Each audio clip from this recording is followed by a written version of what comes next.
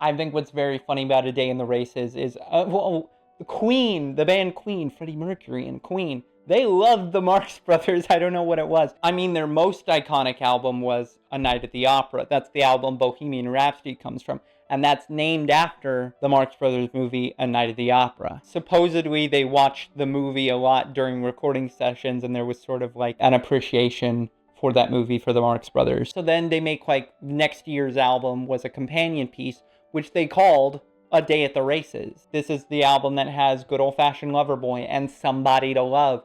And Groucho Marx, when they titled it, wrote them a nice letter congratulating them on the success of the album, and also just kind of said, hey, you guys are great musicians.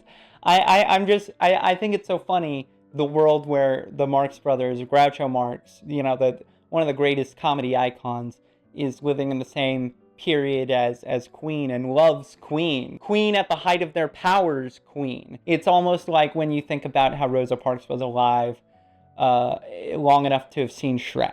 It's that sort of thing. But I think the Venn diagram is a lot more logical between Marx Brothers, Queen. I think so much of rock music, pop music, and I think what today would now be funneled into, hip hop and rap.